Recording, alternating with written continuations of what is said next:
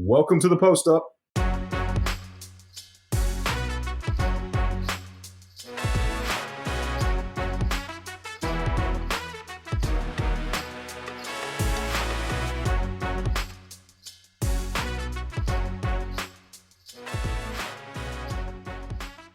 This is your new weekly NBA show coming out of the GoldBoys Sports Network, where three friends cover the association. A lot to talk about. We're going to try to keep this show at an hour and 15. My name is Michael Willis. I am joined every single week by two of my best friends. First off, not having a very good day. He is forever, 10 years in a row, 10 years now, he is trusting a process that does not love him back. His name is Ryan Dolan. You can find him at Ryan Props on Twitter. Dolan, what's up, dude? You already know. Yeah, I do. Basking in the misery that is every year of being a Sixers fan.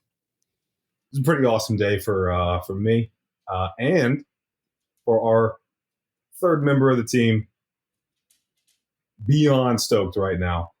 At Dillbon00 on Twitter. Dylan, what's up, dude? What's up? Yeah, pretty good Sunday. Went to church this morning, did some laundry, watched the Celtics win, grilled some steaks for my wife for Mother's Day. So happy Mother's Day to all the mothers out there. Love the mamas. Happy Mother's Day. How are you feeling about the Celtics beating the absolute shit out of Philly? I'm going to try to not going to kick Dolan when he's down, but Celtics are good. I don't know if we'll dive on the series more. I don't know if I'm more impressed with this Celtics defense or impressed with the choking that the Sixers did. Both pretty good, but and obviously Tatum locked in, baby. Lot to unpack here. Before we get to the stuff on court, let's talk about awards off the court. We're gonna cover the All NBA teams. Boys, I'm gonna rattle off the NBA first team and tell me if you guys have any disagreements with this. NBA first team is Shai Gilgeous-Alexander, which I love, Jason Tatum, Luka Doncic, Giannis, and Yoel. Any complaints there? Dolan, any complaints there? Everybody's pretty expected. I was a little surprised to see Gilgeous-Alexander. I could definitely see Curry in that spot, but I'm a Shai fan. I'm definitely not mad at it. I was a little surprised when it came out, though. I would have definitely guessed that Curry would have gotten that spot. I would not have been bummed at all. I mean, everybody knows, if you've been listening to the show, you know that I'm a big Shai fan. I would not have been bummed if Curry got that over Shai. I was very happy to see Shai in there because I thought he deserved at least one of the three NBA first. Dylan, what are your thoughts? Tatum should definitely be on there, right? Yeah, I don't really have any qualms with the list. Like I said, the Shai thing is more of just like when you're looking at it, it catches your eye because it's so different. But he finished, I think, fifth in the MVP vote. So it's, it makes sense why he's on there for sure. Tatum finished fourth, and Giannis, Jokic, and Embiid. So, yeah, I don't have any issues with it. All right, let's go on to the second team. We've got Jaylen Brown, Jimmy Butler, that man Steph Curry, Donovan Mitchell, and Nikola Jokic. I don't really have a problem with this list either. I think this is pretty spot on. Again, if the only one because I wouldn't take any of those guys and put them first team. I'm not going to take Jokic over Embiid. Embiid had the MVP season. And other than Curry and Shai, I don't think this is a bad second team at all. I think this is pretty spot on here. I thought Butler was kind of odd. The second team has 2 point guards, so why couldn't this team? And I think you can make a really good case that Fox deserved, and I think you can make an even better case that Lillard deserved it over Jimmy Butler. Obviously, it is a little hard to stay locked in on what we saw in the regular season because we're so many weeks into the postseason now. But regular season, Jimmy Butler, while he was solid, he averaged 23, 6 boards, 5 assists, something like that. He had a good year, but if we're willing to put 2 point guards in the same team, I definitely think Dame deserved that spot over Jimmy. So on that, Dolan, so it's 2 guards, 2 forwards, and a center, and Jimmy Butler's listed as a forward, so that's why. Yeah, that makes sense. Fair enough. Yeah, that's why it came out that way. Yeah. Okay, I understand.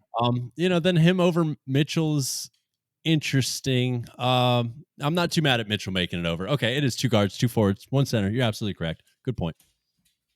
Did Lillard play more? Did Lillard play less games than Butler this year? It's a good question. I could definitely find that out while Dylan chats about his second Dylan, what do team. you think about this second team? I mean, I'm ecstatic that Jaylen Brown made it. Well deserving. Jaylen Brown had such a good season. It's first time making All NBA, so good on my man. But I said the Jimmy thing is weird. But I mean, I think we didn't talk about. I think Mitchell could have been a case for first team also, because Mitchell the last month of the season was freaking insane. Did you see his tweet? He tweeted about it too. Said Yeah, he was not happy about that. He was not happy about that. So yeah, but who are you taking out? I mean, I think the other two were far and away. Again, I think if any of these guys that are not going to be in the first team, it's going to be Steph. It's not going to be Mitchell. With all respect, I love Donovan Mitchell. I don't know who you taking out. Yeah, I think he's very comfortably placed in the second team appropriately. Yeah, Dylan, you find out when how many games Jimmy Butler played? So Lillard played 58. I think Butler played 64. So fairly similar amount of games. I thought for some reason I thought Butler had played more. All right, we'll move on to the third team. Then that was De'Aaron Fox. Dylan just brought up Fox, Lillard, LeBron, Sabonis, and probably the surprising one that we all thought was surprising was Julius Randle. As you guys can probably tell, no John Morant, even though he absolutely deserved it. John Morant was never going to get on this list after flashing a gun the first time. Don't worry, we'll talk about the second time here in a little bit. Guys, what do you think about this third team, Dylan? I'll start with you. I mean, like I said, the Randall thing, especially like living in the now and looking at how he played in the playoffs, it's very interesting to see him in there. But it kind of falls back down to, because I think Brunson, to me, has been, you could argue Brunson should have been an all-star. And he's definitely been the best player in the playoffs, hands down. But I do think that it comes back down to the 2-guard, 2-forward situation. Randall was really good this year. Dolan, your cat scared the mess out of me. Yeah, he just hopped up over my shoulder. That was funny. But yeah, I mean, Randall's regular season was 25 and 10. He was good, dude. 4 assists as well. Big Randall fan. Yeah, it's hard to sit here. We've seen so many things happen in this postseason, and so many of these players on this list, including my man Joel, just kind of not show up in these big moments. So it's hard to not get carried away over that. Regular season Julius Randle, you can definitely make a really good case. I think you can make a nice case for Jaren Jackson as well. He played a decent amount of games. We looked it up before the show. I think it was 64. Defensive Player of the Year not being on the All-NBA team is kind of funky, but I do understand a little bit too, because Jaren's so spotty offensively. He definitely has the ability to score, but he often finds himself in foul trouble or often. Very often, probably more often than anybody in the league. But then he drifts out to the 3-point line a little too often in some games too, and shoots poorly. So I don't know. Like I said, it's kind of hard to not get carried away over what we've seen over the past couple weeks watching the postseason. But we do have to remember these are regular season awards. Randall's pretty good. He's a pretty good nominee here, I guess. I thought AD was kind of a snub, but he played 56 games. I thought you could definitely make a case that he gets that spot or Sabonis's, but you're not going to find Sabonis hate on this show. So no, you will not. We are thrilled for our guy Sabonis. No, love that guy. This Markkanen was somebody that kind of came to mind, but he could have been. You could justify him not being on that list. I mean, he got his most improved player. He got his pat on the back. He did a lot of stats for a team that wasn't that great, although it looked like they could make the postseason for a lot of the season. But I can't say he deserves it any more than any of the 15 guys there. So I thought it was a pretty job well done. Morant and Jaren Jackson not being on there was odd, just because they were the second seed in the West, and the second seed in the West not having anybody up there is crazy. So, but don't flash guns on Instagram Live, and we might be talking a different story. Yeah, you ain't. Do you think that, like you mentioned, Lauri Markkanen, do you think that there's a chance they gave it to Randall because they were the 4th seed in the East rather than not making it at all? Do you think all NBA team is where they reward winning, or not really? They kind of just do the top 15 players position based, obviously. Outside of Lillard, every single one of these guys. Luka did it. Yeah. I was scrolling back up my list. Yeah, holy cow. That's a good question. That's actually a really good question. I might even go back and flip through a couple of the past years and see some snubs and the people that ended up making it. I mean, generally speaking, yes, I do think these teams do want to award winning, and it kind of shows from the players that were selected here. Yeah, that's what I was thinking too. And I'm a big component on rewarding winning. Do you think in Anthony Davis's case, do you think that he's got this label on him that he is the street clothes guy? That's why they're just not going to give him any kind of flowers. Like I feel like there's this narrative around Anthony Davis in particular, just all the time, that he could be so good and his goods will never reach the goods that used to be unless it's a long time consistent, because he's sitting out all the time. Yeah. Yeah. And even in the postseason, it's just been one good game, one bad one for the most part, at least. So yeah, he definitely has a little bit of a black cloud surrounding him with there's pictures of him as Dr. Glass from that movie in the wheelchair. They have his face photoshopped on Dr. Glass, which That's rough. It's funny. It's kind of fucked up, but it's also really funny. But yeah, I mean, the guy is just, even his head injury in this prior round it was interesting to see. I'm sure that it hurt. Obviously, he didn't want to leave a playoff game. But like when you watch the clip, like, man, we all played basketball growing up. Like, I feel like I took shots 10 times worse than that all the time. We would just keep playing, but I don't know. I also wasn't taking it from a guy that's 260 pounds either. So I don't know. I try to withhold judgment the best I can, but also my mind did wander a little bit when I saw it. It's like, how did that hurt so bad? But if he got caught square in the temple, then I'm sure that should hurt. Did you guys see the clip of Chuck and Charles dying at that? That was I think they had just found out that he left the arena in a wheelchair over that, and they were just dying laughing. I'll tell you what. Like if there were a lot of people getting mad at that whole Chuck and Charles thing, just take a moment and just imagine you playing ball with your boys. Imagine one of your boys taking that kind of shot, having to leave in a wheelchair, and then like I don't know, 10, 20 minutes later, he's just walking to his car. Like if that happened to one of you guys, I would rip you to shreds. 100%. 100%. So there's a lot of people getting mad at that, but just put it in your own day-to-day lives. Like you would torch your friends. And if you wouldn't, then you don't have friends like I have friends. Let's move on. Let's move on. All right, battle of the pod. 76ers versus Celtics. At one point, Philly was up 3-2 again. I mean, it was this series kind of went back and forth, but at one point, Philly was up 3-2 in this series. And Dolan, how are you feeling about Doc Rivers' new contract incoming? Probably, right? Hopefully. I would imagine within the next 36 hours he is gone. But at the same time, the Sixers, I don't trust them for anything, nor should I. So I also wouldn't be that surprised if we just never got that news he's coaching next year. So I don't know. You would think I have a clue. I have no clue, man.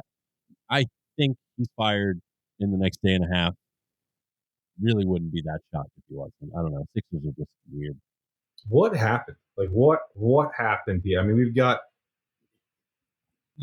Embiid, who the first half was interesting. The second, I'll get into my take in a minute. I'll let you guys, because this is really your thing. Dolan, what happened with the 76ers? So, I mean, I thought the writing was on the wall after we lost that game at home. Tatum.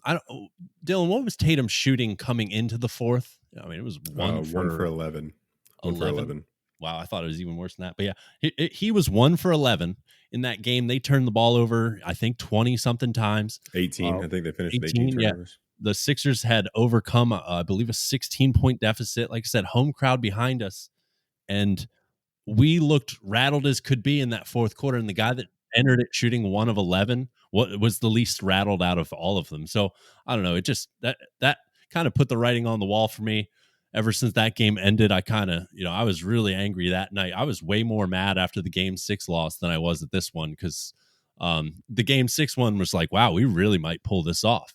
And walking into this game is just like, the hopes weren't that high. But I mean, we're led by two guys that notoriously just don't show up in these situations. Harden is, I mean, how many years have we've been watching this with Harden, and he didn't disappoint in the fact that he disappointed yet again, if that makes any sense. He did exactly what Harden does, maybe even worse. I mean, he did what Ben Simmons does. I think he was scoreless in the 3 straight fourth quarters to end this series, which is just abysmal.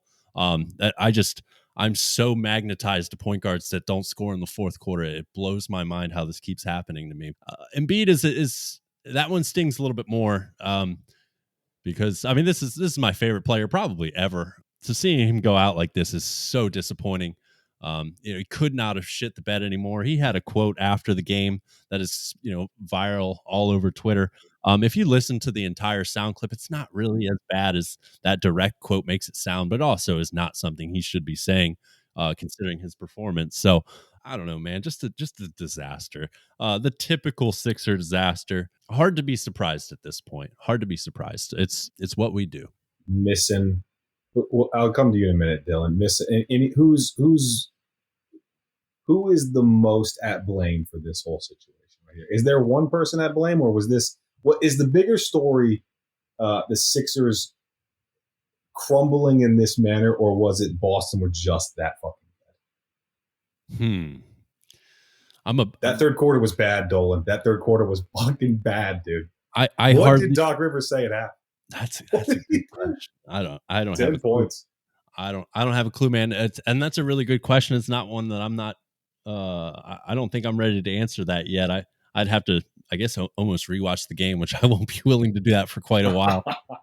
It was hard to grasp how good the Celtics are playing because all I could focus on was how bad the Sixers were. So my answer would be biased. So I don't know. Dylan.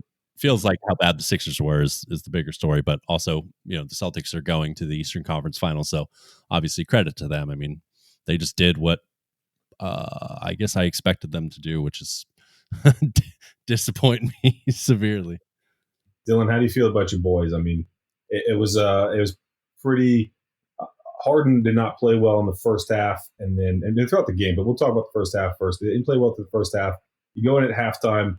Tatum shooting a little bit kind of well, and then they come out in that third quarter. This fucking guy took over. What are your thoughts, man? Well, he scored 25 in the first half. He was feeling it the whole game. Before I dive into the Celtics, before I forget, with that presser today with Embiid, the question before he said that quote, he literally rang off how he already knows what he's focusing on for himself. So I think, like I said, I watched that press conference live, and with him saying that, it didn't flag me at all. I'm gonna come back to all that whole thing after. Yeah, he definitely was like, yeah. Anyway, we'll get back to it. But I mean, I was going into the game, I really didn't know what to expect. Like, I really wasn't sure. The Celtics haven't been great at home this playoff. It almost didn't really seem possible that they can come back from a 3-2 deficit again, because they did it last year in the semis of the Eastern Conference last year against Milwaukee. I just like, is it really going to happen again? But I also was very hopeful that Tatum was going to, after playing so well in the fourth quarter, he was going to keep that going, and it's exactly what he did. I mean, the first half, the offense was pretty much Tatum. Like, they were missing some shots. It was tight, and then everyone else started going, and obviously on top of Tatum, but everyone else started going. I think they shot. I wish I would have looked, but they shot very well from three. 15 of 33. That's pretty good. 45.5%. Yeah.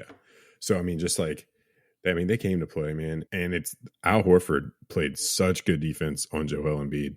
And he goes, it seems like some games Embiid dominates Al, and some games it's Al dominates Embiid. One thing that was really weird, Embiid wasn't taking his mid-range.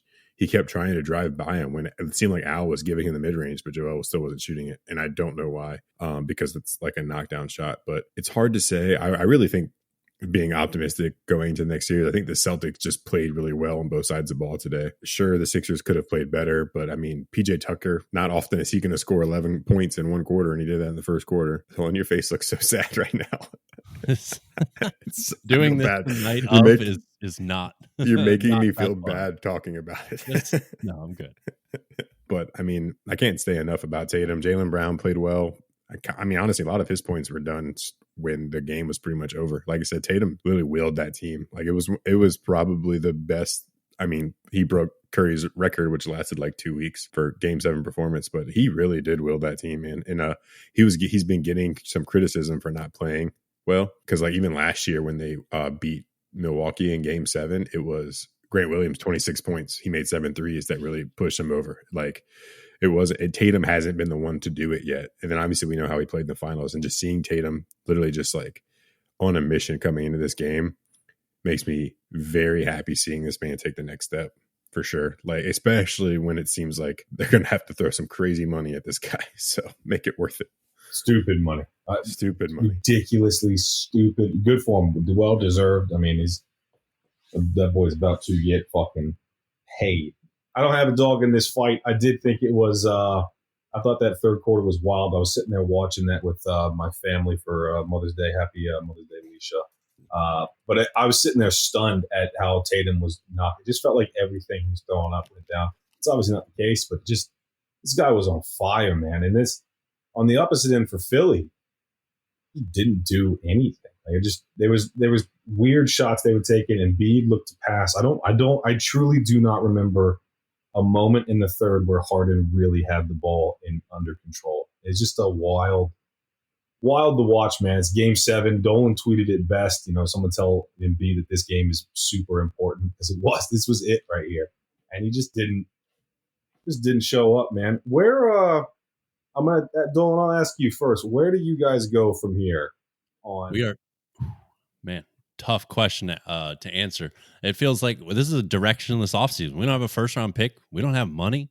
Harden could leave, and we're gonna have a hard time. Yeah, right. He probably is, and we're gonna have a hard time trying to replace him. So I don't really, I honestly think we're pretty much going to be locked into running it back with Joel and Maxey, and just trying to fill 3-and-D guys around them, I guess. I don't think we really have that much choice. We can try to dump Tobias Harris's contract and pick up a couple of role players, but if Embiid requests out, then that opens up a whole new can of worms. And honestly, from the Sixers front office perspective, I think they at least have to consider it. Now, Minnesota's really, really fucking stupid, but if Utah can get all of that for Gobert, what can we get for Joel? So I'm not like, right after the game, I was ready to all right, trade this fucking guy. I don't think I don't think I'm quite there after a couple hours to marinate in all of this. But I mean, we've seen this shit time and time again already. So, and he's not getting any younger. He's got a hell of a list of injuries. So I'm not sure we'd be able to trade him with a higher value than we could right now. So I think it needs to be very seriously considered. Lord knows where that puts us, who we would even trade him to. We could talk about that in later shows, but I do think we have to put that as an option for this offseason. But if we don't trade him, you're going to be looking at a fairly similar team that's just going to go and, hopefully we can bring in a little bit more help, but we're not going to go and make anything, we're not going to make a substantial splash. I don't see how we can. Dylan, where do what next for the Celtics is the Miami Heat? How confident you feel? If you guys have been paying attention, this was the team that Dylan did not want to face first round of the playoffs. Now he would be facing in the Eastern Conference Finals. How you feeling, dude? Well, I got to say, I would rather play the Heat than the Bucks, ironically. So I'll take it. I mean, just looking at it, like the Knicks did not look good whatsoever. I'm trying. We'll obviously get the predictions later, but I just don't see how it's possible the Heat can beat them. But you never know, dude. Like you said, I think the Celtics are going to expose their wings. They don't have much wing defense. Obviously, they have Butler, but I mean, Strus is not going to be able to guard anyone. But yeah, if they put Duncan Robinson out at any point, that is bad news for the Heat. But I mean, I'm excited for the series. Good buddy of mine, Tayshawn's a Heat fan. We put dinner on it, so hopefully I'll be getting a steak dinner from Michael and a dinner from Tayshawn if everything goes sweet. Dang. I'm gonna gain some weight off this NBA playoffs. Let's go. I won't go ahead. Sorry. But I'm gonna talk to the Sixers real quick on almost like an optimistic thing. I almost think, Dylan, James Harden not being on the Sixers next year could be better, because to me, James Harden doesn't make players better. Like, who else? Obviously, Embiid is still going to get his because he's Embiid, but I think that if you have Maxey have the ball in his hand more, I think you can get more from Tobias Harris and obviously more from Maxey. I think James Harden is almost like a Kyrie type concept for the Sixers, possibly when they were for the Celtics, and could potentially hurt the development. So, I mean, I'd be interested to see especially Maxey, dude. Maxey's got some serious potential, and when Maxey was doing well, it was not because of James Harden.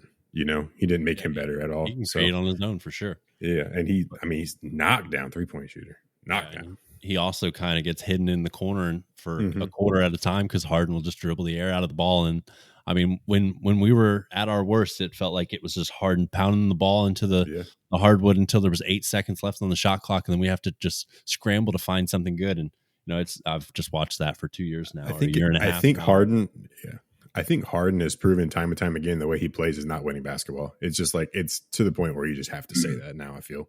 Yeah, I mean, this was time and time again.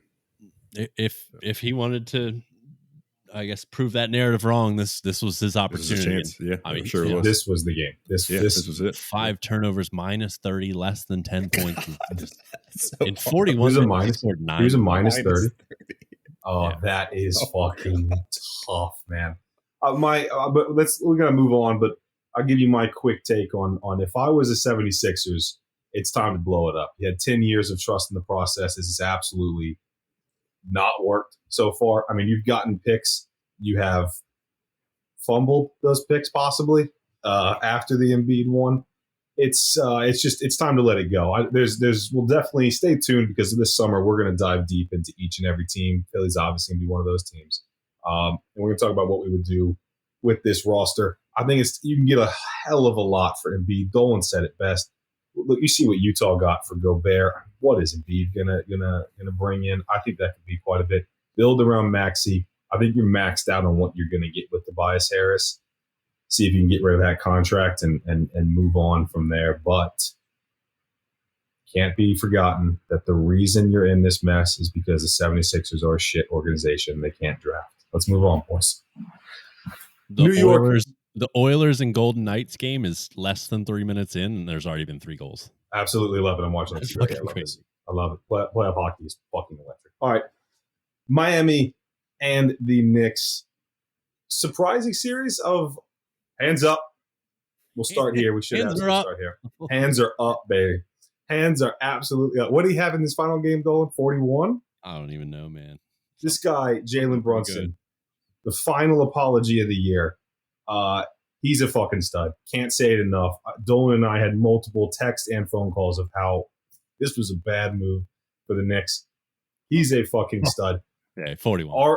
Are you left, Dylan? And you are a big fan of Julius Randle. Are you left a bit disappointed at the way that this man played throughout the playoffs, throughout this series?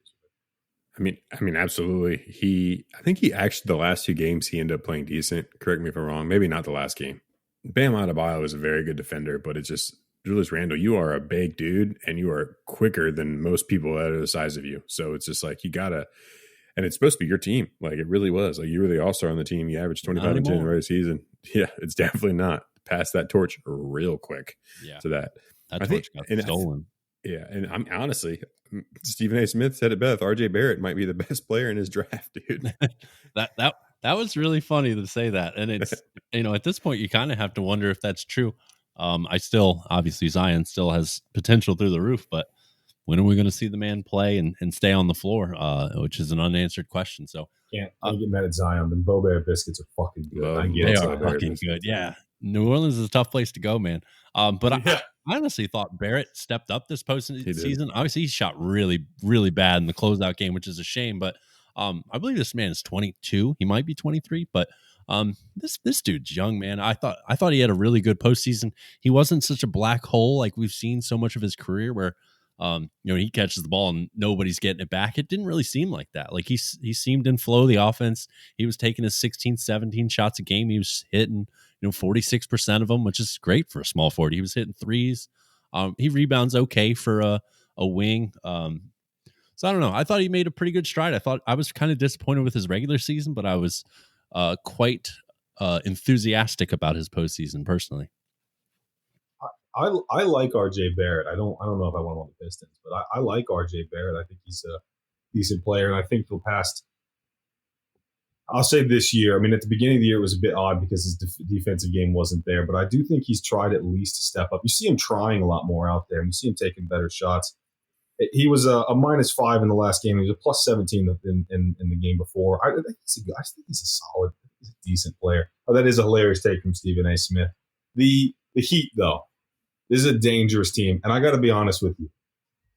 I don't understand how. I just don't get it. I just don't think this Heat team is all that good. I'm not a Bam Adebayo fan. I like Jimmy Butler. I think he's That video, Dolan, of pick Tobias Harris over me. That video is circling around this afternoon. I laugh every time I see that one. That's a cold fucking take right there. This Heat team, man, I just don't get it, man. How is this team doing what they're doing? I mean, it's not all Jimmy Butler, obviously. Spolstra, baby, solid Spolstra, best coach in the postseason, and he's showing it.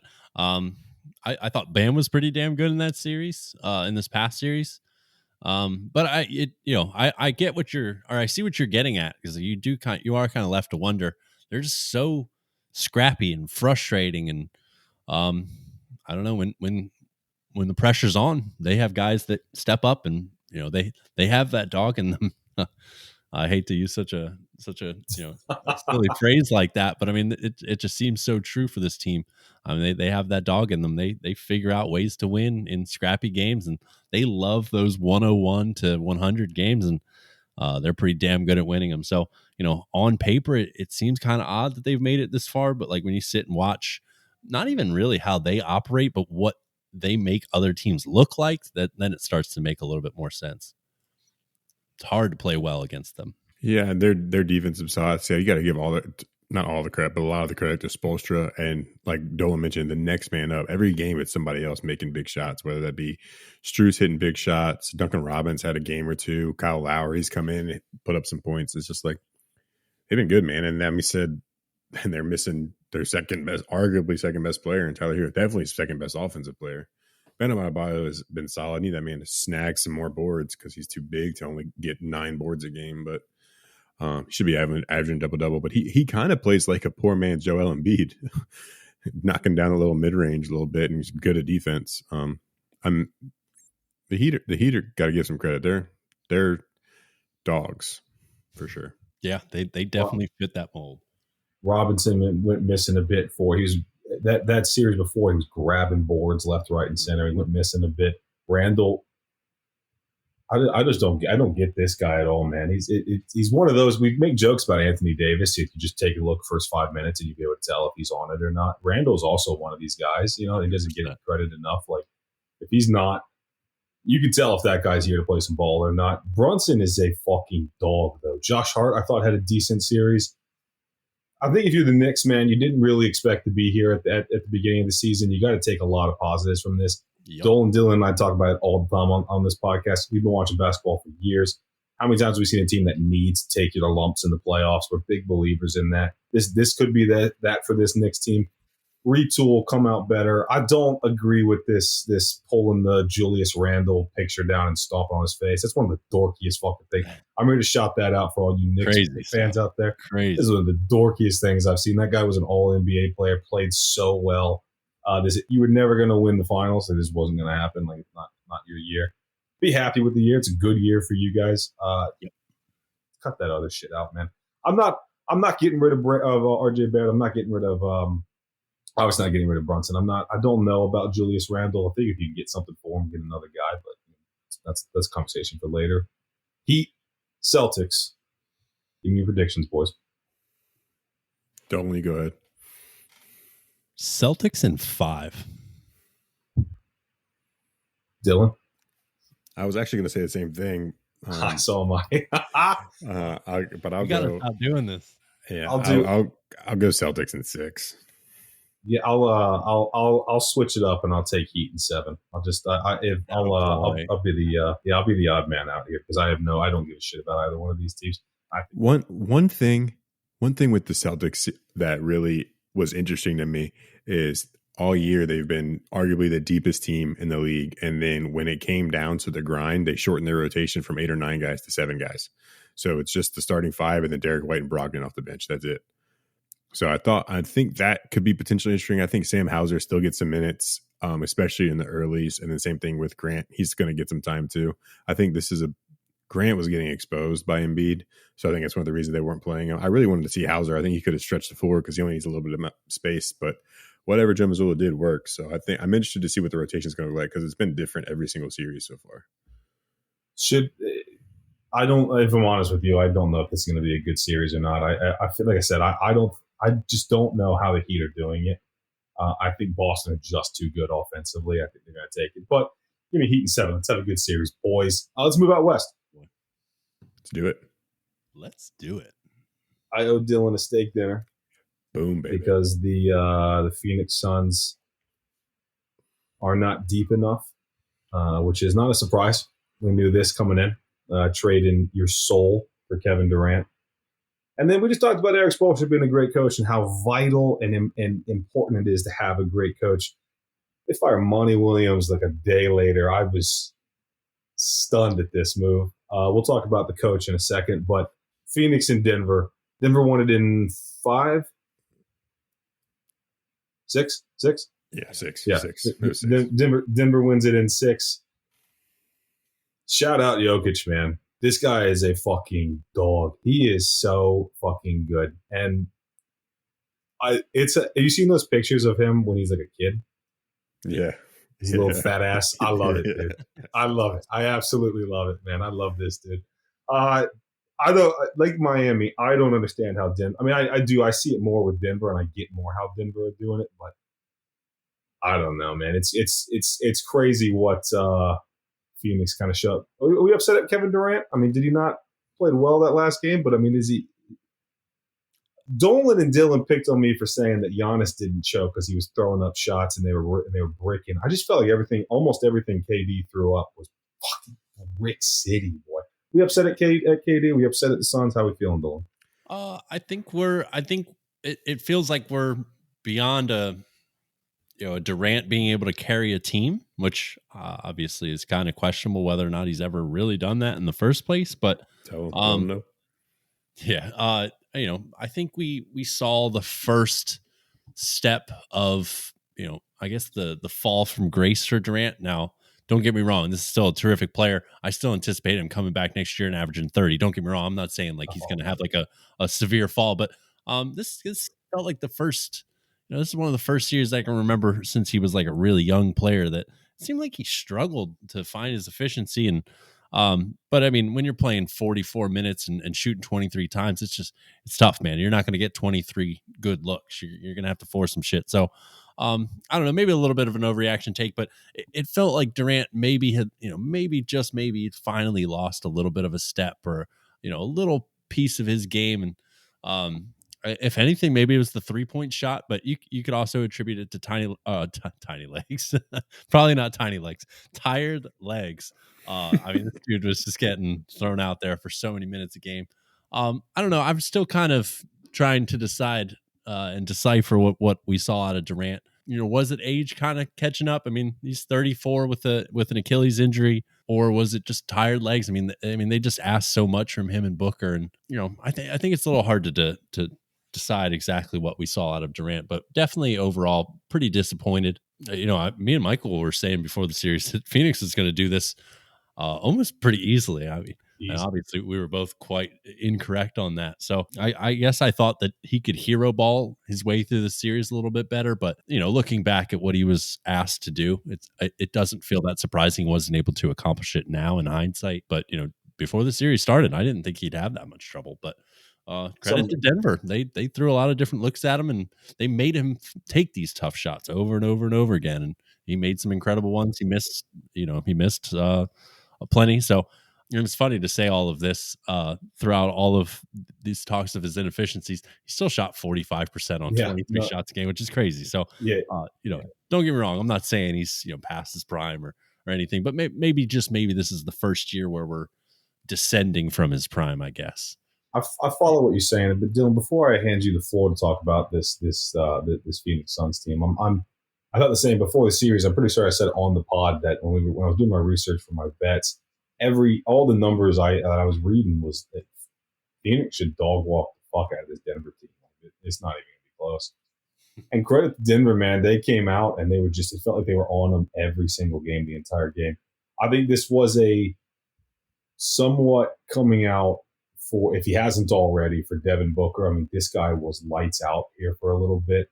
I love this guy, man. I love Devin Booker's game. I don't like doing the whole mini Kobe thing. I'm not doing all that shit, but he's just a good player in his own right. I feel like Dolan. I feel like we were let down a little bit by KD, who just felt like he was chucking up shots and not really comfortable with his team. this is an interesting roster going into this offseason. We're not going to talk about that now. We'll come at that at the end of the season. But interesting roster to look at now that this team's done. Chris Paul got injured. He's ready for Game 7, but that wasn't going to happen, obviously. So, Dylan, what are your thoughts on this Phoenix Suns team? And then roll us into Denver as you were the Denver expert here. I mean, honestly, I don't think it says I think it says way more about how good Denver is rather than how bad the Suns played. I don't think that they played the only games they won. Devin Booker scored 80%, shot 80% from the field. Like, you can't expect that from anybody to happen really twice, let alone 3 times to win a series. And it's like, I think the Nuggets were, I said a bunch of times before, the Nuggets have been on cruise control for a long time. I think they were just here to do it. They showed their depth. Jokic just showed that he can score when needed to. He can do whatever it takes to win, even play defense. What's up? But we'll see. I don't, and I think, and it also, I mean, campaign was starting because they lost Chris Paul. DeAndre Ayton, whatever is going on with him, just like he missed the last game. But I just don't. Hold on, Dylan. Let me get on that because I for some reason I don't know how I forgot all about DeAndre because he sat the last game. What in the fuck, man? Like, where was this? He was bullied. I was watching this series because I actually do like Phoenix a lot. Dylan and I went down there for a friend's bachelor party. We went to Scottsdale. Shout out Pepe. Shout out that. But it's a lot of fun. I loved Arizona. I'm big. And on the side a little bit cheer for Phoenix. What the fuck was DeAndre doing? Is he like already on the fucking beach? Like, what was that? I know Jokic is good, but Ayton did nothing for the entire series. Just ghosted the whole series. Yep. Stealing money. Whole series. I mean, he didn't even have like one good game at all. So, I mean, he just played piss poor and then to sit out in an elimination game because of a rib contusion. Again, I'm not here whether to say shit hurt or not, but rib contusion is not a reason why you should miss an elimination game. It almost felt like a bullshit excuse for them to bench him. It's kind of what I took away from it, but I obviously could be wrong. He got benched last year. Do you guys remember that in the playoffs? He got benched last year too. Yeah, I mean, there was like no question he was going to leave in free agency, and then he ended up getting re-signed. Great shout out Pacers, who seemingly feels like they dodged a bullet because they were the one that offered him the max. I think it was a max. It might not have been a max, but whatever. They signed him to a big contract, and Phoenix decided to match that contract, which is obviously why he ended up staying. But looks like the Pacers might have dodged a bullet there. I almost think it was smart for the Suns to do it because they were going to let him walk for free rather than let him walk for free. And now they're going to trade him and get something out of it. So, for sure. And he's too good of a player to let walk for free when you can get whatever you can for him. So at the time, I did think it was weird, but looking at it now, it's like, sure, his value might have dropped a bit, but I think that they'll be able to trade and get something good for him. But back to Denver. How do you mean Denver's just this good, huh? I just think they are, man. I mean, Murray has been like their second best player. Like I'm a firm believer that you can, and this goes to like, I think the Sixers too. I don't think a big man can win you a championship anymore. You need to have that perimeter play. Like it proves time and time again that you need to have the perimeter play to be able to dominate a game. I think the last really good big man to win was Dirk to be the best player on the team, at least. And that was almost an anomaly when it happened. Like no one saw that happening. Just got hot at the right time. I think, and Murray's got to be that guy for the Jokic because you need someone with the ball in their hands more often. And Jokic is like a different animal because he can play. He can pass the ball so well. But you just need someone in those clutch moments in the game to have the ball in their hand like a Jamal Murray has been doing this playoff. So Nuggets are good. I'm glad you brought that point up though, Dylan, because I wasn't going to bring this up talking about the 76ers, but I'm going to run it back real quick for you. When I was watching this game, right, I didn't want Dolan. I don't like the 76ers. I don't like the way they've done this whole thing. But as a neutral, the only thing I thought selfishly was, God damn, I'm so happy the Pistons blew it up because there were years we were just playing with two bigs. And I just don't think, I'm Dylan spot on. I just don't think that you can win that way in this league anymore. I think this is such a guard-dominant league or an athletic forward league. You know what I mean? That you have to have that. Yeah, you have to have that. James isn't that. Murray has to be on it. If he's not, you're not going to – it's when I was looking at Joel Embiid losing, we've seen it with Joker too. When I was looking at Joel Embiid while he was losing, I get his stuff at the end where he said, I can't, players – there's 5 players on the court. Everybody has to stand up. And so as a center, if you have just a big man center, I genuinely believe there's only so far that can take you as a winner, because they're going to look around and go, I need fucking guys out in the perimeter to get buckets for me. And I think that's spot on, Dylan. I think that the way that the Nuggets play, Jokic's going to get his boards, going to get his points. You got to have another guy out there doing something. That is Murray for this team. It's just what I thought about when I was watching the 76ers team get fucking plastered today, because I've seen that look on Drummond and Blake's face so many times the past couple of years. I'm so stuck that we blew it up in our building around big men. What was the last one? You said Dirk. When was the last one to really take him to a finals besides Dirk? Dwight Howard? Like the dominant big man? Yeah, Dwight Howard took him to the finals. Yeah. That was, I mean, that was 10, 11 years ago? Go ahead. Yeah, I mean, think of someone to win. Like, even like Shaq had Kobe, or D Wade. Like, you just think of really dominant big man. At least like that we've in our lifetime. I can't think of anybody who's done it. I mean, obviously Hakeem won too. Years ago. I mean, we're talking. Yeah, that was a while ago. So so like it's just not the way that this league is built anymore. Yeah, it's just not the way that this league is built anymore. If you have a dominant center, I mean, you got to have that perimeter player. Shout out to Denver. Dylan is going to get his nice fancy steak from Golden Corral coming up here soon. We'll post that picture on our Twitter. Come follow us at the Post Up Boys on Twitter. Come hang. Let's move on to that next series here. Is this officially done? Have we buried this Warriors dynasty here with this loss to the Lakers? Tough question.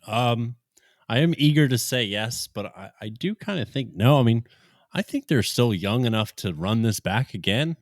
It's hard to imagine that Poole could be this bad over again. I don't think Poole is that bad.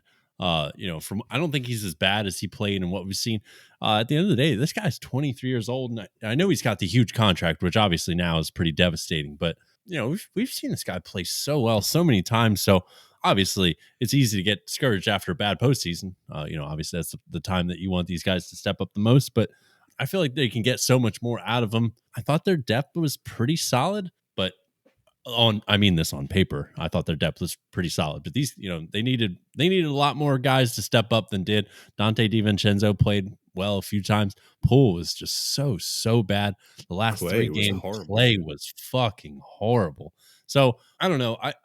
It seems kind of silly to say they should run it back with these same guys that just kind of I don't want to say choked, but that didn't really show up and think that next year would be any different. But I think they were good enough, and they're just 1 year removed from a ring. So I mean, I'd give them a little bit more of a pass than a team that hasn't really been there and done that. So I don't know. I'm not sure I'd be so quick to blow it up there just yet. I'd probably run it back one more time if I'm the Warriors.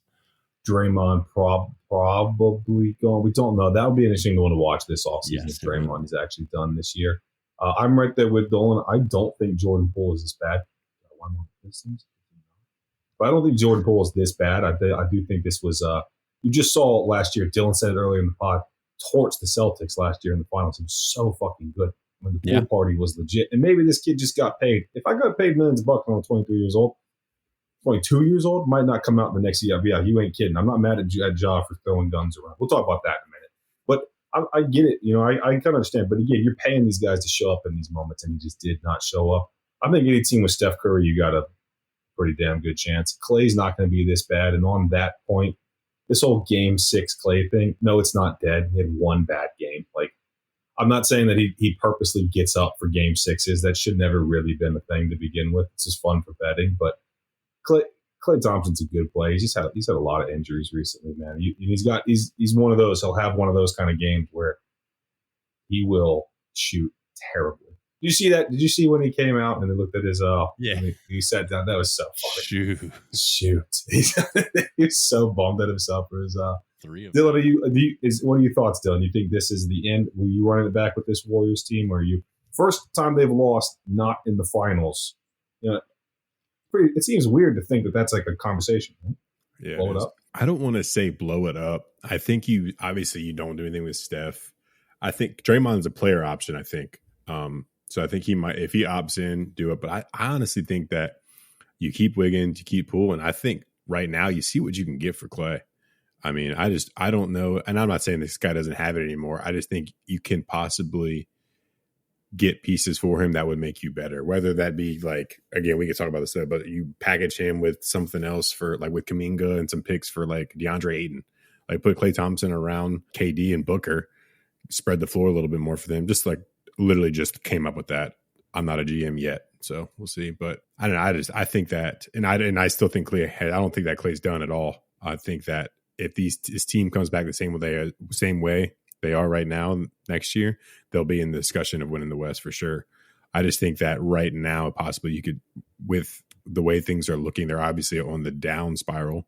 I still think they have a year or so left, but see what you can get for Klay. That's what I would do. But I mean, have you seen the stuff with their GM? He might not be back next year. He's his contract's up, and I don't know if you're a GM if you rework your own contract, but they were talking about it before the Celtics game that he's just taking time. He's not sure what he wants to do yet. So, and I mean, that dude, what was his name? Bob Myers, I think is his name. Yeah. That dude has created obviously a dynasty. So it's like he's so just seeing what that guy is going to do as the kind of the first step to see what the Warriors are going to do for sure.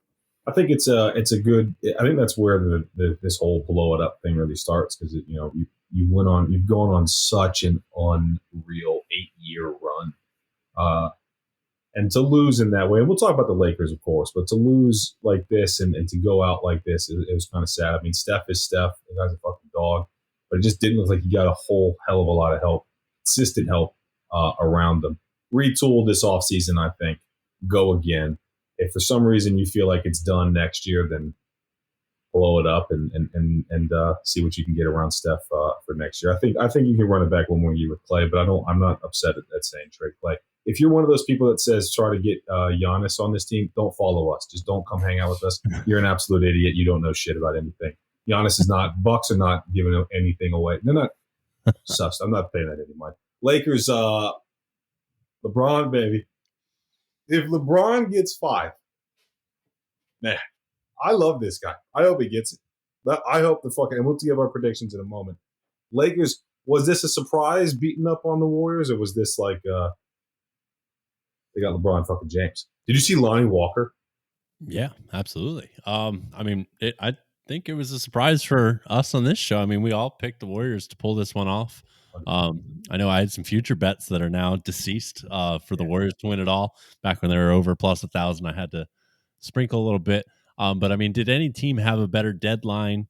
Which is actually kind of funny to say, which I'll touch on that more. But like, did any team have a better mid-season than the Lakers did? Because obviously they started 2-10, which is so it's so incredible that they've come this far. So credit to this team. I really, I won't really show it too much on the show, but I hate the Lakers. I didn't want this to happen technically, but I got to give them a lot of credit. I'm so impressed with how they did this. I didn't think they were going to make the playoffs almost the entire year. They go and just have such a gem of a deadline, which again, I'll actually touch on this now. The only guy that's really made any impact. I mean, Rio was good in the first round. D'Angelo Russell has played pretty solid, but nobody else is really doing much. So Vanderbilt's barely played. Beasley's barely played. So it's funny that to say they had such a good deadline, but Russ is really the main guy that's contributing out of that deadline. I think the even bigger thing is Austin Reeves and his contributions. I mean, they maybe with 30 games left or something like that, they really handed him the keys to the car and they gave him a lot of responsibility, and he's responded really, really well. So interesting stuff. Good for the Lakers to come this far after a 2-10 start is quite insane. I'm gonna give a hot take here. Somebody is going to pay Austin Reeves, and I hope to God it's not the Pistons. And when that team pays Austin Reeves, we're going to be talking about this a bad fucking contract. What did Duncan Robinson get down in Miami? 80, I think, maybe even 90. No, for 90, you. maybe. Matt, I'll put my hands up. I think Austin Reeves, mad respect. He's been balling all year long. He actually is a good player. Someone's going to pay this guy, and it's not going to be fucking worth it. Dylan, stoked on the Lakers getting this win, and is the league setting up, rigging this whole thing for the Celtics and the Lakers to play each other? It's the only reason the Sixers lost. It's all rigged. That's right. I don't think I'm still rolling hard with my Nuggets, but when you win a steak dinner off somebody, you got to roll with them. So, but to the Lakers have been impressive. I think the most impressive thing is not been. I mean, AD inconsistency is pretty impressive, but I think that Darvin Ham is a good coach, dude. That dude is like, and the Lakers just themselves almost like every single game it's been somebody else just making big shots, and most of the time it's not AD or LeBron, it's other people. Obviously Reeves carried them a couple games, like you mentioned last series. Rui did it. Then Lonnie Walker out of nowhere does it. It's just like they've got some players on. I'm trying not to overwork dogs, but they've got some dogs on that team that they just seem like they want to win, and every other game, and Anthony Davis isn't one of them. But it's impressive to see what they're doing. It makes me kind of sick and want to vomit a little bit, because I also am not a fan of Lakers. I respect LeBron so much, and if he played for any other team rather than the Lakers or the Sixers, I'd be rooting for this guy. But I just don't have it in me to root for the Lakers, and let's go Nuggets. But what they're doing is crazy impressive. I mean, Schroeder had some really good games. Like it's, and I watched this dude. Yeah, I watched the Celtics become a significantly better team last year after they traded Schroeder. So the Lakers are a good team. It makes me, like you said, ill, but they're good. Lakers, Nuggets. What are the picks, boys? Nuggets Dylan? in 7. Nuggets in 7. Dolan. Yeah. Michael, go first. Lakers in 5. I'll fucking wrap this up. Yeah, wrap this up with a bow, baby. Whoa! I did a lot of again. I'm doubting. A lot of research. That worked for you last year too, didn't it? It did. We did a lot of research on this, and this is screaming out Lakers should be getting some dubs here. Give me Lakers, and I just don't. I said it a minute ago. This is with my heart here. I don't think this Miami team is extremely good. I think Boston is significantly better, but give me Miami in 7. Let's go for the upset. I think that I don't think this Denver team's all that good. Murray has to be on it. If he's not on it, I don't know where they're getting points from. They're outside of Jokic. Give me LeBron. Give me LeBron in 5. Go ahead, Dolan. Wow. How do I top that? Holy shit. Take him in 4. You won't. Yeah, there you go. I guess that would be the answer. I'm going to go Denver Nuggets in 6 games. I'm going to doubt the Lakers one more time and see how it goes for me. So I do think that the Nuggets have what it takes to beat this team. Give me LeBron getting his 5th ring this year. Michael, what are that odds? I'll go check that out in a minute. We'll find out. Speaking of odds, there you go. We have a game coming up on Tuesday. Yeah, Tuesday. So we'll be putting out a parlay tomorrow, which is today when you're listening tomorrow. We will put out a parlay, but it will be for the following day's game, which will be Tuesday, I believe, at 8:30. Tuesday at 8:30, indeed. All right, I'll start it off. Jokic under 28.5 points. Okay. Dylan? I'll go Anthony Davis over. What is it, 22.5? 22.5, yes. That's so low. Yeah. Davis over. Okay, I'm going to go Jamal Murray over 24.5 points. That same game parlay will be plus 489 on FanDuel Sportsbook. So we have Anthony Davis over 22.5, Nikola Jokic under 28.5, Jamal Murray over 24.5. That's plus 489 on FanDuel. Tell me why that shouldn't hit. Oh, you can't. Yeah, can't. It's foolproof. I was going to answer. That would have been bad. Well, yeah, I actually just bet it, and FanDuel just gave me the winnings already. They were like, "Yeah, good. Yeah, that'll work." If you follow along with us, take a screenshot, send it to @thePostUpBoys on Twitter. Hashtag it with the Post Up Parlay. Win some money with us. We have been 3 weeks in a row of like a point or a rebound off of wins. Devastating losses. Devastating losses. But we're about to turn that around here with this 8th, 9th, 10th, whatever when we're on. We're gonna get some winnings here. Let's move on to off the court activities right now. This is a fun topic. Everybody woke up this morning excited for Game 7 in Boston versus the 76ers. And everybody's talking about, Monty Williams just got fired, coaching vacancy up in Milwaukee. And then we get another Instagram live of Ja Morant flashing guns, which is, how old is this guy? 22, 23? 24 maybe, yeah. Young, but old enough to know. Old enough. To don't do it the first time. And then when you get suspended, and apparently from all reports, I obviously don't fucking know this, more reports, he had a legit face-to-face sit down with the main man, Adam Silver himself, who said, "Hey, don't fucking do that." And he took a suspension, and then he sat down with Jalen Rose and he goes, "No, that's not me. That's not me." And then you come out. What's it been for real? A month, Maybe a little bit more than that. month and a half, 2 Yeah, months later, they're doing the same fucking thing. This isn't a basketball question. This is just like a human question. Flashing guns is not tough. Like, it's soft as shit. Like, I think this is just the dumbest fucking thing I've ever seen. Anyway, I really like John Morant. I know that's a hot take right now. It's not. I just think this guy's so good on the court. I really like this guy a lot. I got a lot of respect for guys who come up from nothing. I there's that, he's flashing guns, but I think some of the lamest fucking people do that kind of shit. I mean, there's a picture going around of him playing for Murray State with these fucking spectacles on his face. Like, it's like the biggest goddamn computer geek I've ever seen in my life, and you have to pretend he's tough. I would love to know if this guy's ever been in a fight with not a 17-year-old kid. It's phenomenal. This guy's in the background flashing guns for no fucking reason. Like, what are you doing with that kid? Put it away, son. I put a tweet out, which I thought was a genius tweet. Put this fucking NBA YoungBoy stuff down. Go to Barnes & Noble. Pick up a J. Cole album and go listen to that by yourself, man. Like, relax a little bit, dude. This guy had $10 million from Powerade about to make him the fucking poster boy for their shit. Nike's replacing Kyrie Irving with John Morant. You're throwing all this away over nothing. Literally nothing. I mean, literally the most preventable action you could possibly have. And shout out to his cameraman who he tried his damnness, which, I mean, I guess he shouldn't have been recording in the first place, but he tried his damnness to keep that gun off the screen, man. He really, really tried. But I mean, how preventable is this? And do what you're gonna do, but there's so much being thrown away with this, and how easy would it have been to have woken up? I don't know if this video was this morning, last night.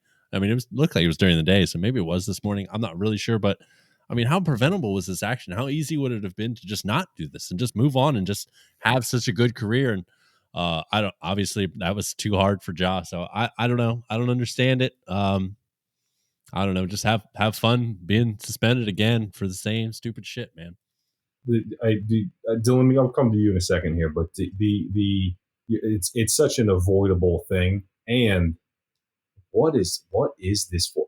If I'm not at any way, shape, or form telling you that I am a fucking saint, I am not. Okay. If anybody was videotaping me at 20 years old, I'd probably be canceled right now. But come on, dude. Like fucking read the room, kid. Like, this just happened, boy.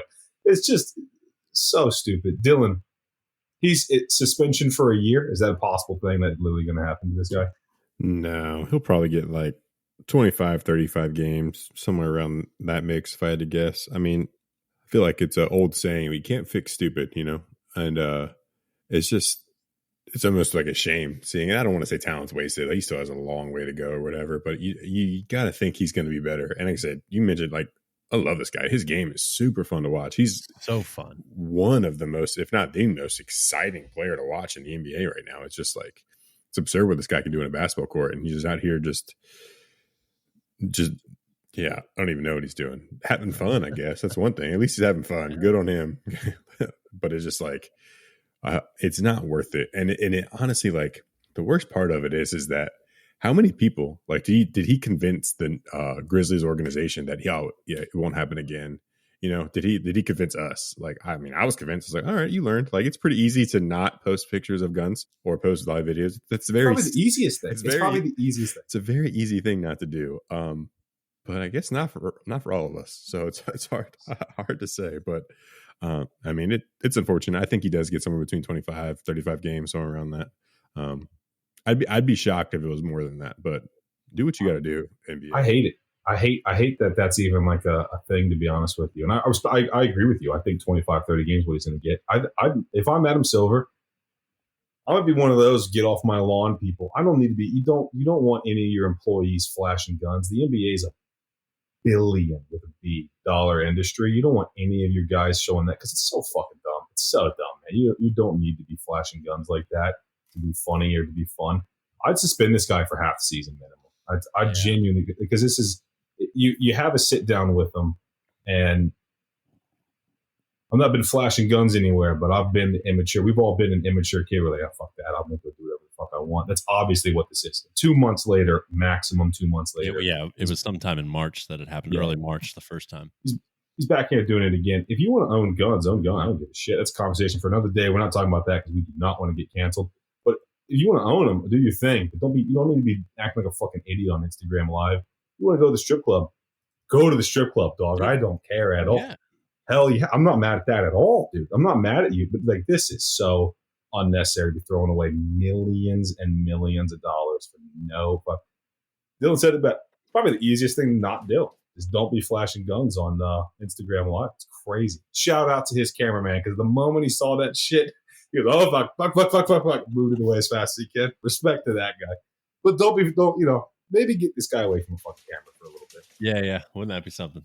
Yeah. All right. No more John Morant talk. Let's talk about some of these coaching vacancies.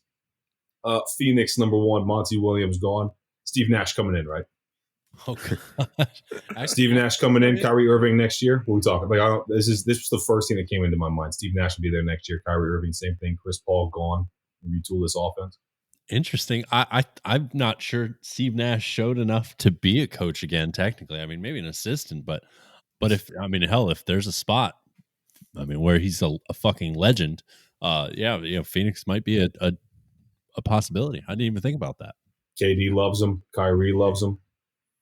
Kyrie's not there, I know that, but I mean, I'm under the impression Kyrie's walking his way to either Phoenix or LA this summer. If he goes to Phoenix, maybe he doesn't go to Phoenix. KD loves Steve Nash. I don't think Booker has much of a say in this whole thing. I think it's going to be KD. Things they just sold their soul for him.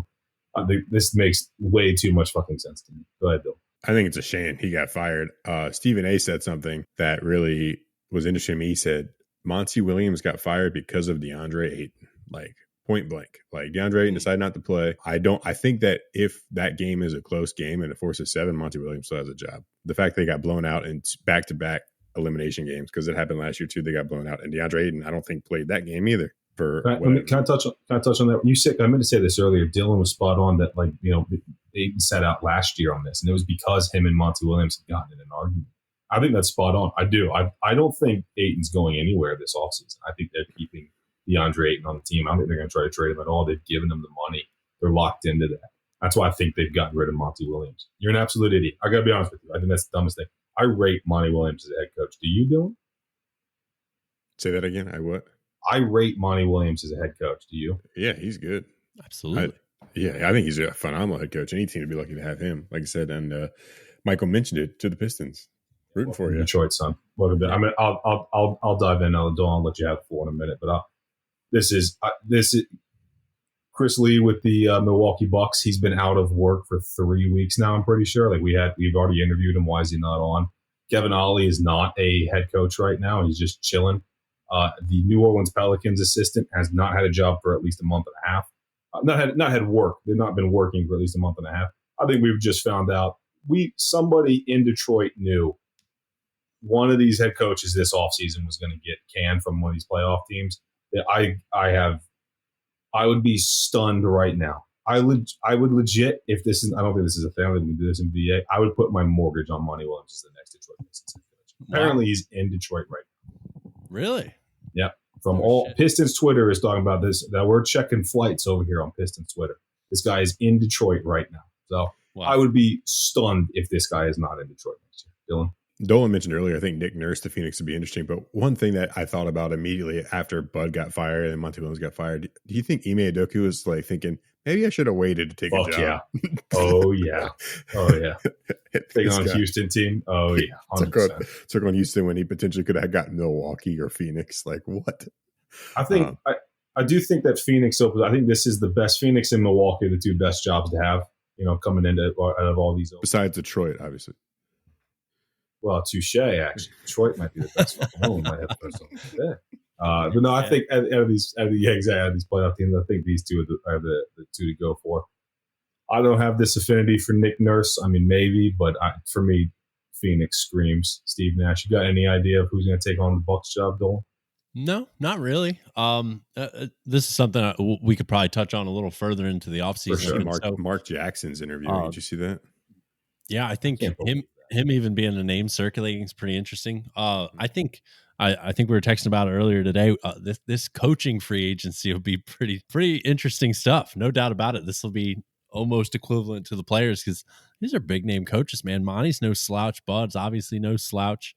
If Mark Jackson gets his name back into this, that just spices it up even more. Nick Nurse being out there.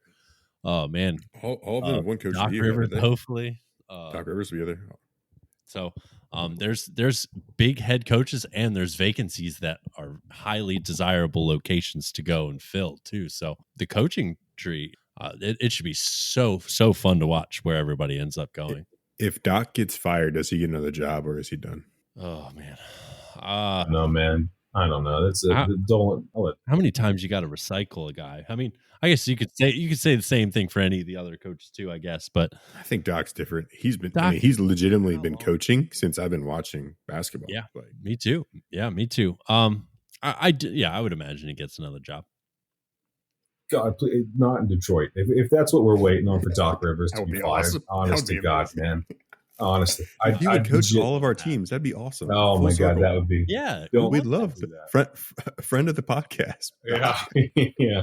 Did you see JJ Redick's tweet about Doc right after the 76ers lost? I did not. So did they? It was something like Doc had said that Clippers team was never going to win because they didn't. I can't remember the word that he used now, but JJ said, "Did this team?" I'll find it, man. I'll find it while Dylan's doing this or that, but.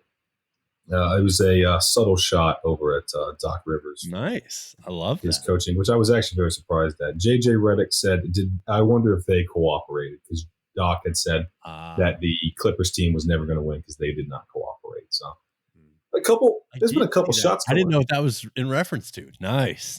While I'm saying that, if you don't follow George Karl on Twitter, you need to do that immediately. That's a phenomenal follow. That's a phenomenal follow. This guy's awesome. This guy. He's not liked through the league. That's what I found out the other day. But man, he's an awesome follow on Twitter. All right, that's a lot. That's a lot of basketball time. We're doing pretty good time right now. Dylan, lead us into this or that. Monty Williams, please come to Detroit. Don't give me Doc Rivers. Come on, Dylan. All righty. So I got 3 of them. Since we're talking coaches, I'll do this one. So this one is more of like a ranking rather than a this or that, but I think we can all agree that Greg Popovich is the best coach of our generation. Who would you guys say is second best of our generation? Second best coach? I'm not gonna. I feel weird because I think Steve Kerr would probably be up there, but I feel weird doing that because if he had gone to New York, you all remember that before he went to the Golden State, he was like linked to go to New York with Phil Jackson. Would he have been successful? I don't. It's hard to say. You don't know. You really don't know. Not this successful, I'll tell you that. So it's hard. I don't. Steve Kerr belongs in there, but I'm not going to say. I mean, Eric Spoelstra's when LeBron and Dwayne Wade were in Miami with Chris Bosh. Sorry, let's go Bosh. When they were in Miami, if you don't know, Dylan has this love for Chris Bosh. He feels like Chris Bosh got disrespected a lot, so he'll always defend Chris Bosh. But when they all went to Miami, I was one of those that said, "Who is this fucking stat geek, Eric Spoelstra?" Right? And he has proven he's another one that hands up where we saw it. He's deserved that for a while.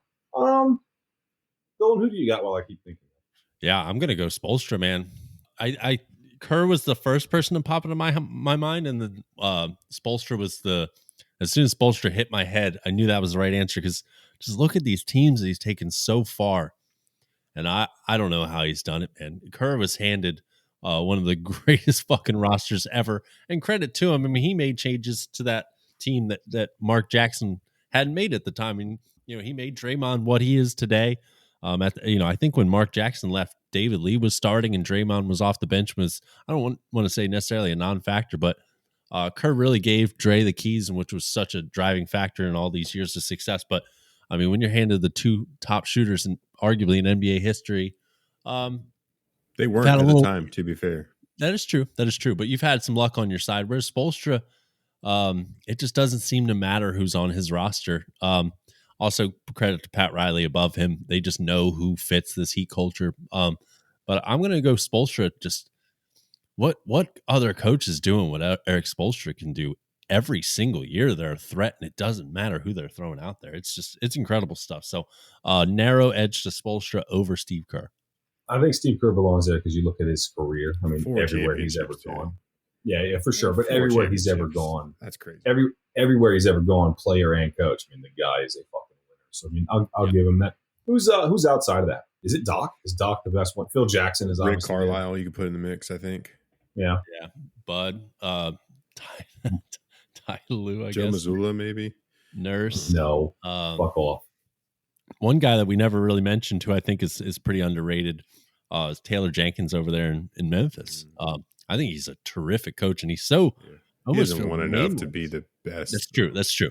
I think he's only 36, maybe 38 years old. So I think he will grow in this league a lot as well. But I think he's a very underrated, almost feels nameless coach. If you go around to a lot of like casual NBA fans and you say Taylor Jenkins, they might not know who he is. And like you said, he hasn't won shit. So, fairly deservedly so. How many active coaches, you got to say active grain of salt now, because obviously Nick Nurse and Bud aren't active, but we'll count them as they could get jobs, have won championships.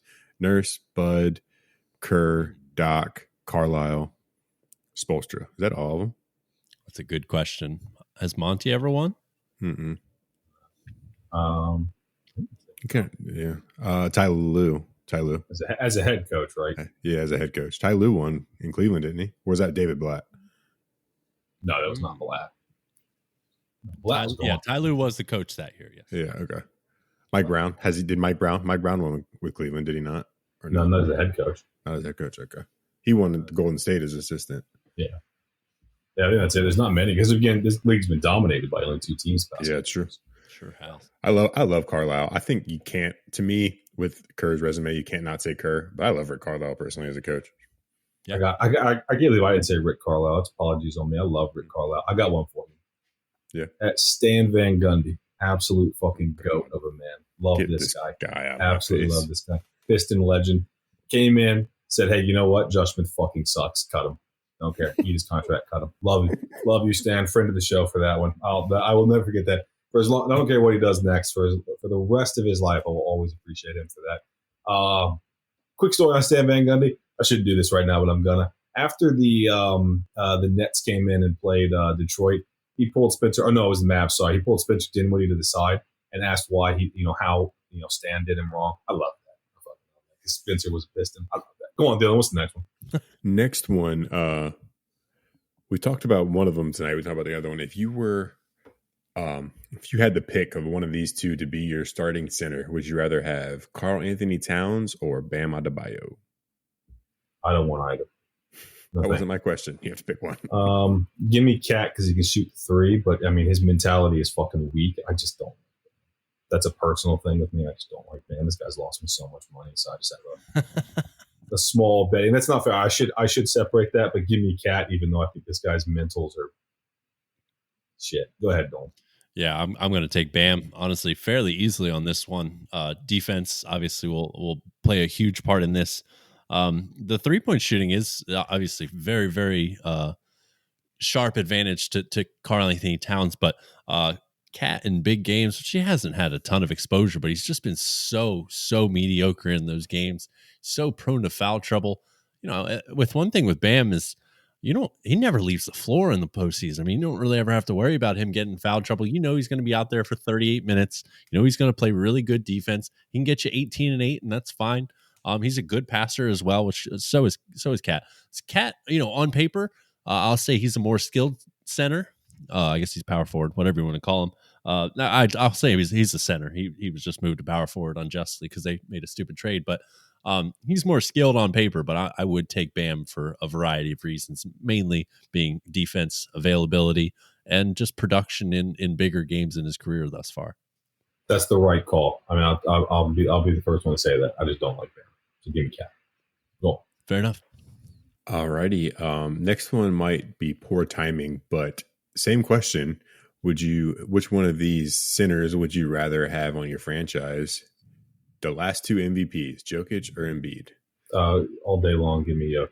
All day. Again, don't give me a center. I don't want any centers on my team. I do, obviously. No centers. Yeah, no centers. I want to play with 4 players. Exactly. I don't want to build around a center. I just don't. I'm over it. As a Piston fan, I'm over it. If you're another Piston fan out there, you know exactly what the fuck I'm saying. right now, give me Jokic. I did think about this earlier today, though, is that like everybody's going to be destroying Joel Embiid for this whole thing. Rightfully so. He did not show up in this game, but we've crowned Jokic as this 2-time MVP, which he's absolutely deserved. But I think sometimes there's like this more aura around him that he's more. I'm not saying he's not. He's a phenomenal player, man. He's a great player, but he's also won nothing. So I don't think this is like. I don't understand this hyping this guy up to this kind of pedestal. Same with James. You know what I mean? It's just not like we talked about it earlier. This is not a centers league anymore. So if I'm building my team around a center, I'm pissed. Number one, not very happy about it. But if I have to build them around one of these two, I mean, give me Jokic passing wise. I feel like he's more comfortable shooting the three. I think he's more of a team guy. You don't have to run everything through him. I think he's. It's going to sound like a knock on Joel. I think Joel's an elite player. I don't say this to Dolan because Dolan sucks, but I do think Joel's an elite player. I got one after this though.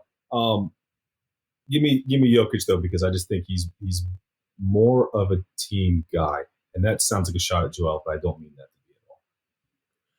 Yeah, I don't even know how to answer this right now, to be honest with you. Joel is a huge advantage defensively. I was super impressed. If one His thing defense, I was really impressed by his defense. His defense, was crazy against the Celtics, dude. They literally had the Celtics fearing the paint when he would get in there. It was absurd. I've never seen a team affected by a player that much on defense before. Yeah. I don't know. It's hard. Jokic obviously has the passing advantage, but I don't care that much about that. I mean, Joel's a better scorer, but I mean that's pretty debatable. Jokic does it at a much higher efficiency. Man, this is such a hard question to answer right now. Neither one has won anything. Jokic has a shot right now. I think if at this current time, if Jokic goes on and wins, and he's like a big factor in it, which I don't think they win unless he is. I think I'd have to switch my answer up until I see that. I'm going to take Joel. I gotta stick with my guy Joel. I think I'll take his scoring. I'll take his defense. His low post presence is so horrifying and so difficult to cover. Yeah, I gotta go Joel. I gotta say, I know you guys can't see Dolan, but he's just got so much turmoil in his face right now. Really trying. It's such an internal debate.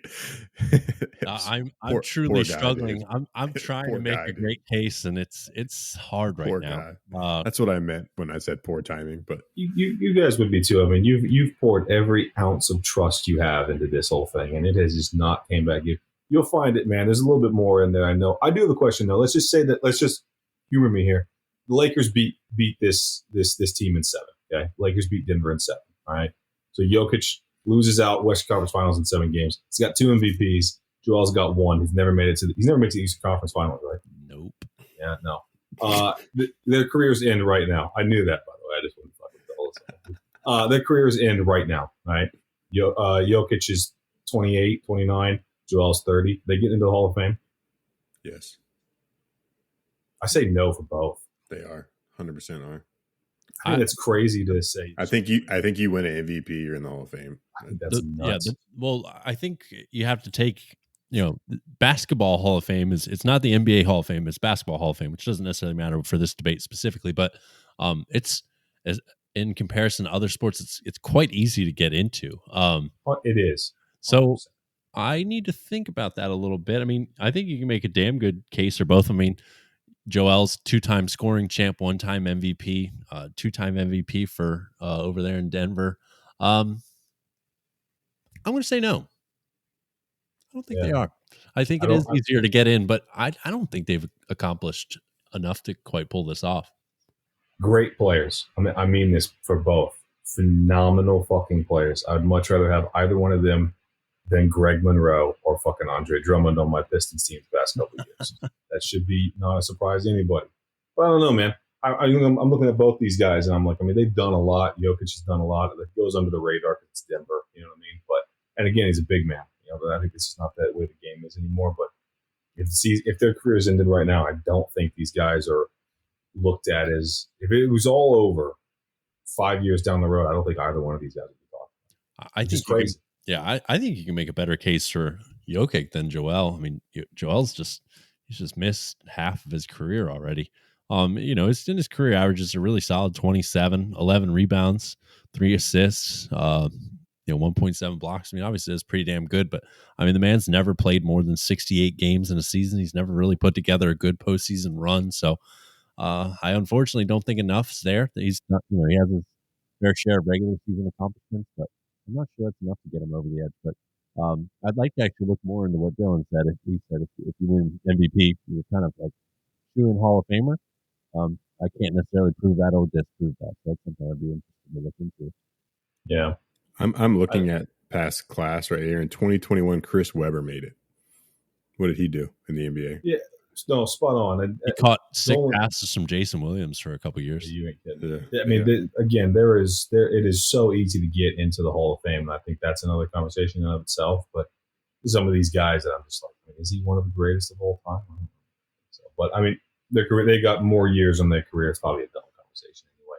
Dolan, last one before we get the fuck out of here. Sell Joel Embiid for peanuts. Get rid of Maxey. Blow the whole motherfucking thing up, right? Nah. What do you mean? Too much, man.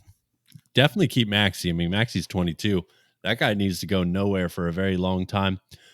See what you can get for Joe, or discuss it within the front office. Discuss whether or not we're moving on. Harden, I don't really give a shit where Harden goes. I still love Joel. Whatever feelings that I debated liking Harden about over these last 18 months, they're just gone, dude. I got nothing left to say. I have no care in the world for where he goes this offseason. I don't want him back. I don't know where that puts us without him. I don't think I give a shit, man. I do not want to see another season of him on the Sixers, because we don't really have a ton of young talent. But if we do and we want it to grow, it's not going to grow with him leading at the point guard. Give the keys to Maxey, and let's get it going. Like I said earlier in the show, discuss a Joel trade. I'm not sure we're there yet, but man, if the right package comes through the door, I mean, what the hell are we building towards at this point? I gotta say, not much. You mentioned like young players you have or whatever. I've been meaning to say this. I don't understand how Niang is in the NBA. I think if he can be in the NBA, I can too. I just don't. Good shooter. He played. I can shoot. Give me the ball in the corner. I can shoot it. He doesn't. Dude, I just don't understand how. He hasn't shown up in the postseason either year he's been with us, really. But I mean, he's a 40% career 3-point shooter, so that's literally the only reason he's in. If basketball is my job, I could easily shoot 40% from the 3-point line. But some of us have to work for a living. Yeah, not a great. What's that? If I'm Portland and I call 76ers right now, I say I'll give you Anthony Simons, a bunch of picks for Joel. You taking that? No, absolutely not taking that at all. You're gonna ride with. When I look around, Simons, I don't know. We better get something way better than him. If I'm looking around in the league, who is actually legit trading for Joel? I think Portland's one of them. Come back to you next week. Suns, Ayton. No, there's Suns. Check Ayton, dude. You got the money. Dolan, if I'm Boston, I come call the 76ers. You run the 76ers, I'm Boston. I call and I say, hey, I'll give you Al Horford and a bunch of picks. And Jaylen Brown. You're gonna hand him over. You're gonna hand him over. That's the show. Love every single one of you guys for listening. We could talk about this all day long, all night long, but I don't want to. We've been friends for far too long. Thanks so much for tuning in. We appreciate every single week. This is going to be a new thing. We're going to record every Sunday night, drop these bad boys every Monday, afternoon-ish, before East Coast gets off work and while you West Coast people are on work. If you work for a living like Dylan and I do, Dolan just kind of sits at home and plays with his kids. I don't know how he's done it. So congrats, man. Does all of his bets in the fucking world. Does all of his bets on his phone. I'm going to say this every single podcast now, because that is if his company, that's not, listen to me, fuck this guy, okay? If his company's listening, if GoldBoys listen, and I'm not saying this to big this guy up, you do it. Try doing all your shit on an iPhone 6. Get this man a new phone. Thank you so much for listening. My name is Michael Willis at Carefree Willis, where you can find me. Dylan, where can people find you at? At Dillbond00. Go Celtics. Trust the process. Trust the fucking process, baby. Dolan, where can people find you at? At Ryan Props with a Z on the end. Love it. We will be here next week, trusting that process as always. Thank you all so much. Come follow the show at the Post Up Boys on Twitter. If you follow along or if you join in, send that wrong. If you also take the parlay with us, take a screenshot, send it to the Post Up Boys on Twitter. Use the hashtag Post Up Parlay. Win some fucking money with us. We will see you all next week. Goodbye.